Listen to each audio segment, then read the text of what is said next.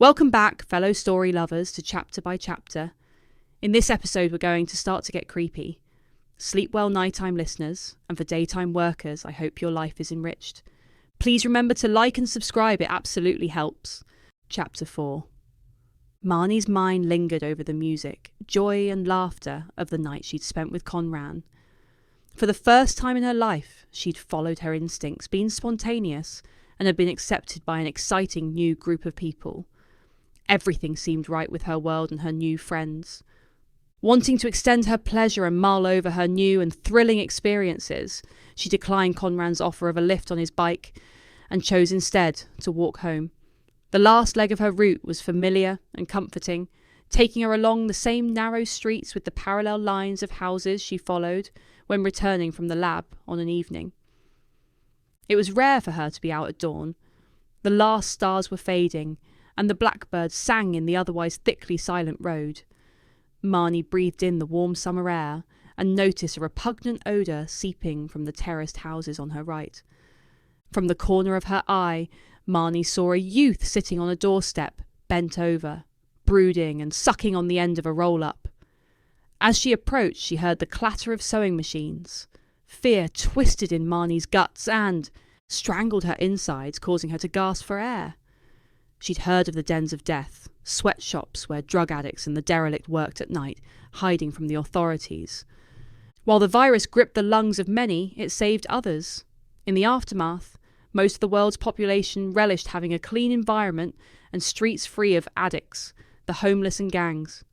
Despite these desires, a minority of this group had managed to escape the ravages of the disease. Tests were taken to see what miracle lay residing within the festering flesh of these members of the underclass. It was discovered that their blood group was rare, Rh null. Their genetics, when tested, revealed a greater mystery. They were half Denisovans and half Super Arcadians. Immediately, this group was considered to be a perversion. People were suspicious and hunted any remaining derelicts who eked out a living on the town's rubbish dump or in sweatshops. The youth was a lookout for the mangled lives secretly working in the building behind. A cascade of disgust flooded Marnie, and a dread of having to share the same space with the man gripped her with fear. He could pursue me and murder me in my home, she thought, as she silently urged him not to speak. This was her last thought, as she made an instant decision to cross the road. She swerved towards the curb, automatically glancing over to the house she saw through, the open door into the darkness of the high-ceilinged hall, and the crowding shapes of decay. The building was pulsating with activity, and soon they would all disperse towards their daytime hideaways. Hurriedly, seeking to distance herself from her perceived threat, she stepped into the gutter. "What's the rush, miss?" the man called. "You must have a full diary or want to ignore the existence of those like me." Looking around in response to his scathing words, her eyes crashed into his black gaze. Adrenaline shot through her veins with the realization that her heel had stuck in a drain. "Want some help there?" the man asked, stroking his rough beard pensively. Marnie took a sidelong glance. It was hard to tell if the man was young or old. His red-ringed, alert, sparkling black eyes examined her closely. Savagery was etched into his grimy, yellow, bruised skin. He scowled menacingly and drew hard on his cigarette. Marnie didn't want any help and bent over to yank her shoe free of the grid. Her necklace fell out from beneath her white shirt, and she was conscious of the diamond dangling in the watcher's eyeline. "I suppose he'll rob me now." She pulled her foot from the shoe. Silence flickered as unease scattered in the air. "Our paths have converged," he called as she hobbled rapidly away. "That means we'll meet again," he added in a sombre drawl. The door slammed with an alarming sharpness, causing Marnie to jump. The divisions in society were razor sharp. There was the super-rich elite, tyrants who ruled the regions and made up most of the new government, and a clever group of thieves who stole from everyone during the crisis. For a short time, the reduced population meant jobs were plentiful, but during the troubled years, technology had taken a leap forward and eventually overwhelmed the system. Once more, people were pushed into enforced idleness, leaving a small, poorly paid working class and students, the sons and daughters of the wealthy and powerful. Beneath these two groups were the criminal savages whose survival depended on the black economy. Marnie was sandwiched between these groups under attack from above and below. At the crossroads which led to her street, she stopped in the distraught silence and, flicking a look over her shoulder, saw the youth had gone. Relieved, Marnie stepped away from the deserted road and entered her home. Marnie had lived alone in the Victorian house since her mother's death, and to escape the stale, unwanted atmosphere, she had grafted on modern fixtures and fittings which met her taste and need for.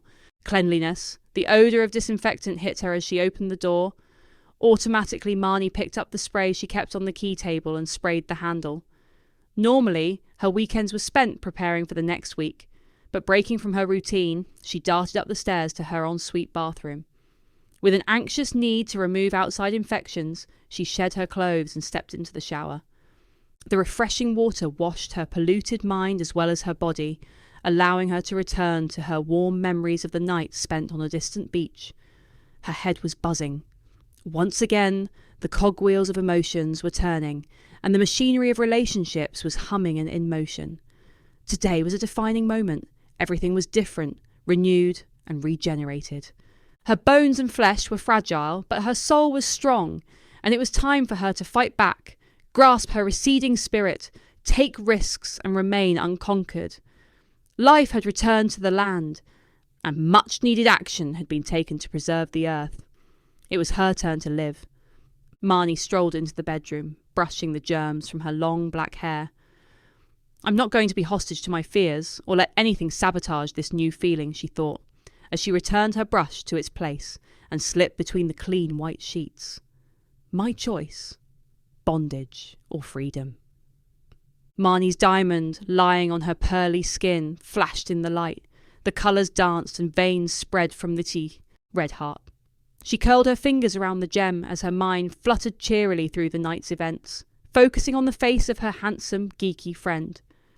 Conran had stilled her mind and shown her a world of joy. Her body felt limp and relaxed. Sleepiness pulled gently, and she entered the shallows of dreams. Marnie was running through long silver grass at night toward the phantom house. Streaky wisps of mist hung around the derelict building in the middle of the field. She stood at the open gate. The spectral dance of moonlight highlighted the gnarled garden trees and entangled knotted plants which grew through the masonry. As she walked happily towards the faded green door, she heard fragments of chattering and laughter coming from inside, the distinct sounds of children playing. Marnie was curious. She'd always been interested in the lives of those who'd lived in the house. Before she could place her hand on the door handle, large cracks appeared in the walls. She jumped awake as her bedroom door swung on its hinges. I must fix that broken lock, she thought wearily, and then, remembering it was the door to the cellar that was broken, sprang into a sitting position. Hyper alert, she scoured her room, bathed in reassuring sunlight. I tire of watching you, a strained voice whispered. Her eyes flashed to the camera, part of her home security system. Bombarded with horror, she struggled to breathe and reach for her asthma medicine, which she kept on the bedside table. That rat must have followed me home, or hacked into the system, she considered, as she sucked hard and picked up her phone. That won't do any good, the disembodied voice whined weakly. They only ever come after an event. I'm only able to observe. I will leave you alone if you return my diamond. They took my blood. I need it back so I may live. Thank you for listening. This story is to be continued.